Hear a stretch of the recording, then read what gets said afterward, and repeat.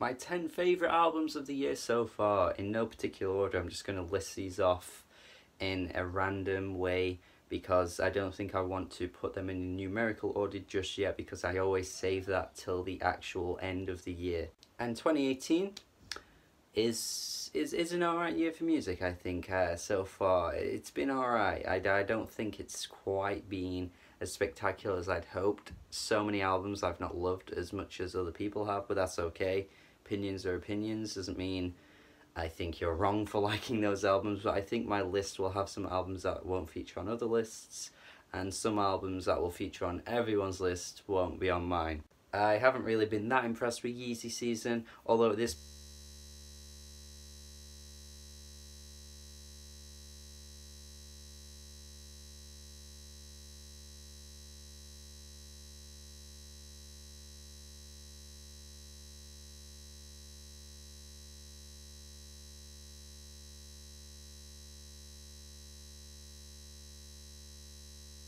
But yeah, let's get straight into it now, because I don't want to ramble on for too much. Hope you enjoyed this list, hope you get some recommendations, hope you also agree with me on these picks, and yeah, let's get into it. Starting off with Against All Logic, 2012 to 2017, this amazing deep house IDM album, you know, expansive house extravaganza, which clocks in at like over an hour long, is just some of the best house music I think I've heard all decade. I think that might be a little bit of an overhype, especially if you've never heard this album, so you're going to go into it with that expectation. But honestly, I think house music for the decade that we're in, considering EDM has been so huge, I just would have thought by now we would have had like an amazing dance house album, but I just don't think we ever got to that point. I mean, yeah, we had great albums from John Hopkins, even Disclosure,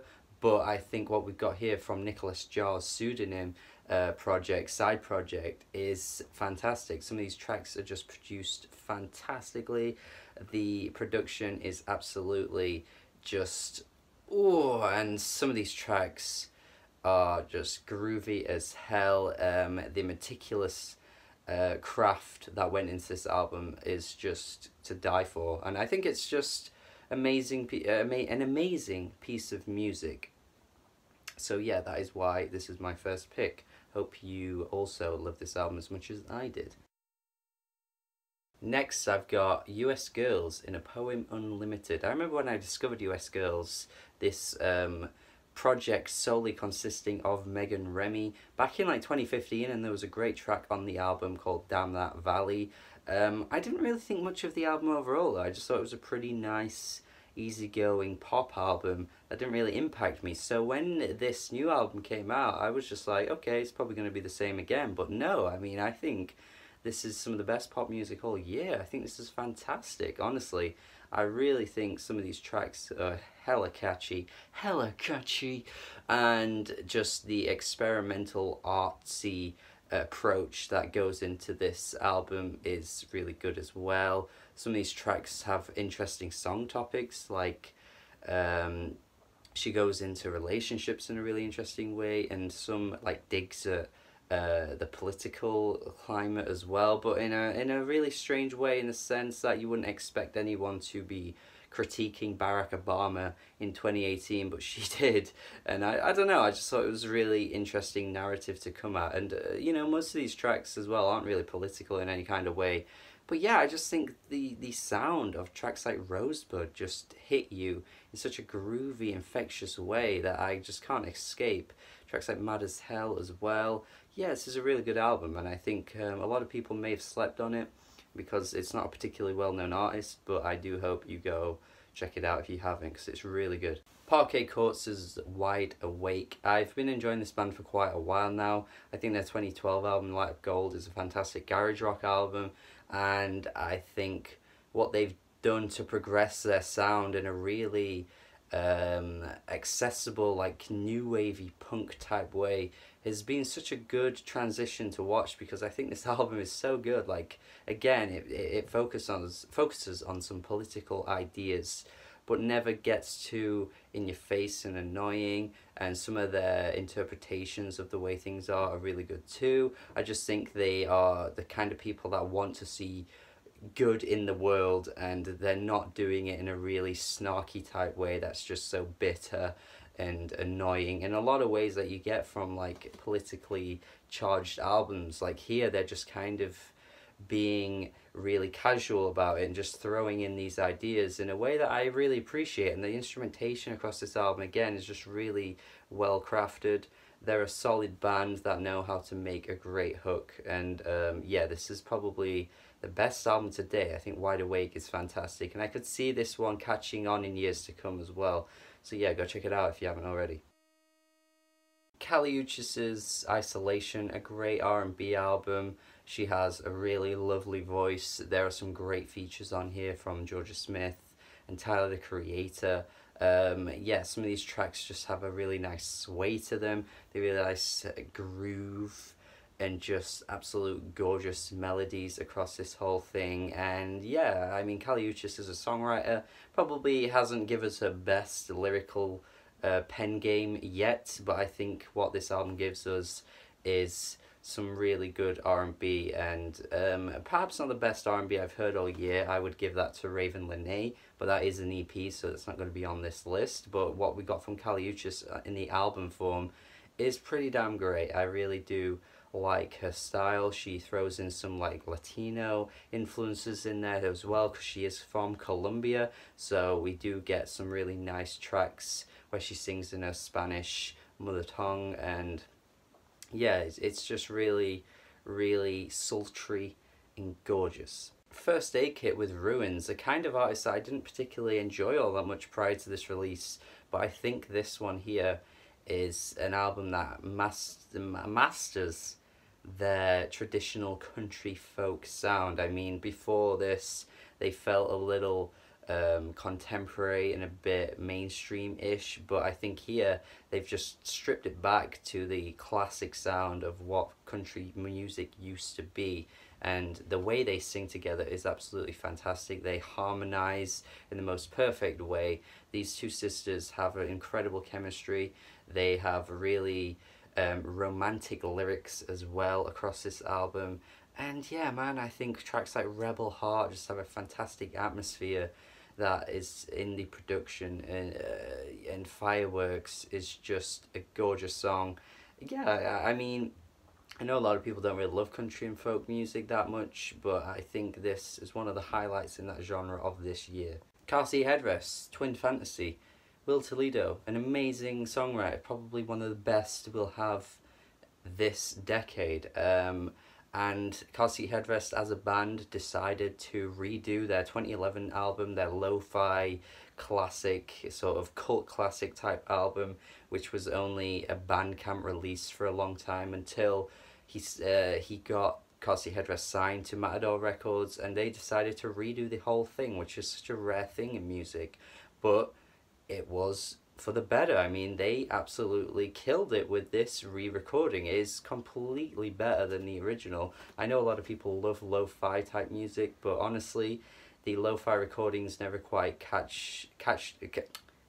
caught on to my ears in the way that this new release has done. I mean, they have changed some things slightly, but the epic indie rock mammoth tracks that go on for like 15 minutes and 10 minutes, like, they are just expansive and brilliant. And yeah, this album was already fantastically well written the first time, so the lyrics again here are just as captivating as they were before. He goes into mental health, his entire teen life, and it's just such a relatable type album for anyone that goes through these type things.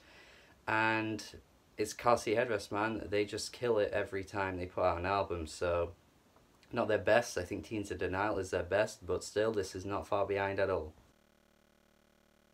Saba's Care For Me, perhaps the most overlooked hip-hop album of the year. This is emotionally driven music.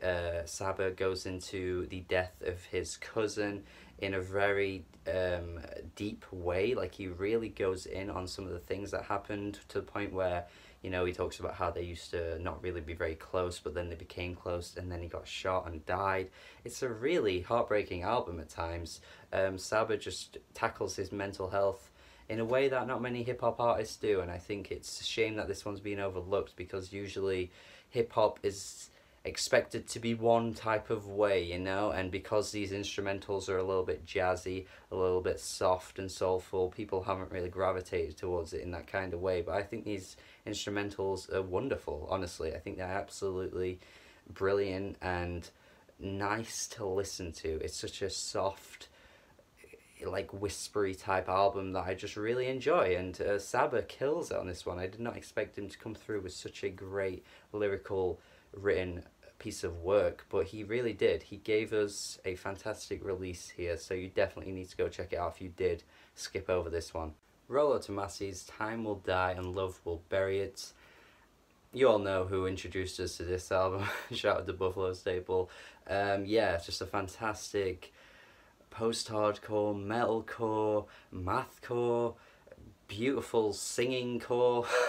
Just absolutely fantastic, honestly. I just think the like blend of different styles really work in this favor, in the favor of this album. And Rollo Tomassi really have crafted something really interesting here with the sounds that they've put onto this album.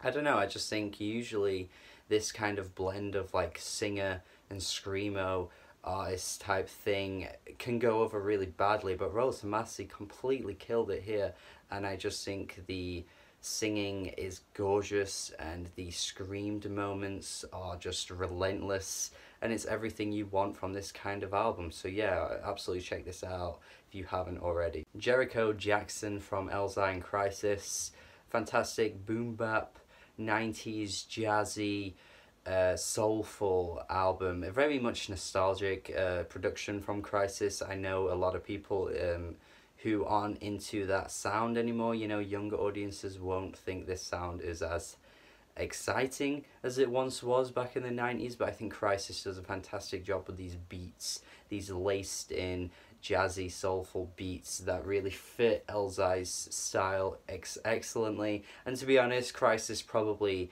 stepped back a little bit just to let Elzai have a space to just spit out the amazing lyrics that he always does in all of his projects.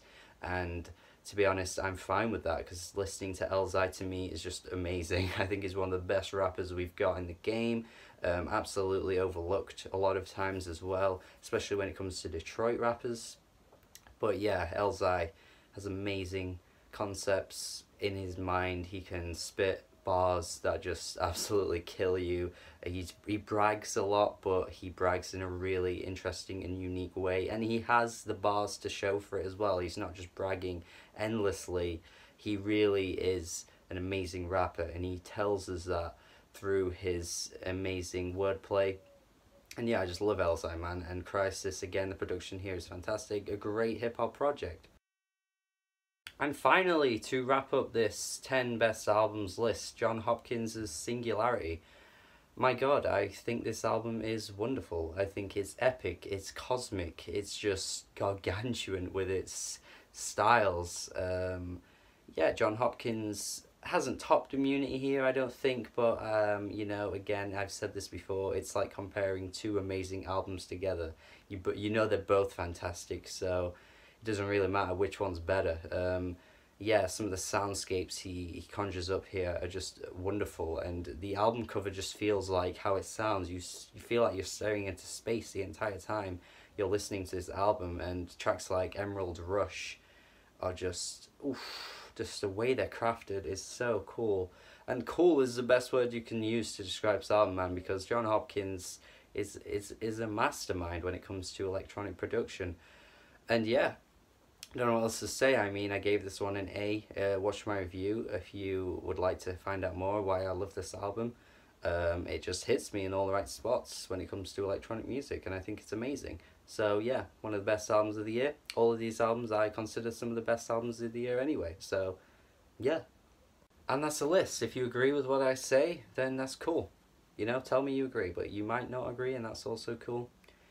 And tell me why you don't agree with the list. Yeah, it's all cool. Anyway, it's just these are just the albums I think are the best of the year. Um, Hopefully we get some more amazing albums. I must admit, I don't think I have my album of the year yet. And most years, the album of the year for me comes in the first 6 months. So let's see what the second 6 months comes up with, because I don't think I have my album of the year quite yet. I'm hoping that the second half of the year trumps the first half. I don't think it's been quite as good as 2017, but I also said in 2017 that 2017 wasn't as good as 2016. Yeah, I just think this one is slightly worse than last year. For music so far anyway, especially in the hip hop world. I don't think hip hop has quite come into its own just yet, but I know a lot of people will disagree because of the Yeezy season releases that everyone absolutely loves, but that's just my opinion. Just to remind you all that I do still love the albums that I've praised heavily on the channel so far. These are just 10 picks that I think are best. Honourable mentions go to Courtney Marie Andrews, an amazing country artist, Jean Grey, and Quelly Chris, of course. Jesus Christ, that album is fantastic. And yeah, just hoping for more amazing releases in the rest of this year, because I think we've got some fantastic albums yet to come that are going to blow us away. So we'll see how it goes. Let me know your 10 albums of the year in the comments. Subscribe to the channel if you've not subscribed already. Let me know your thoughts on these albums, and tell me your list and all that stuff. And yeah, thank you for watching. Thank you for watching. I appreciate it a lot. I really do. Thank you. Goodbye.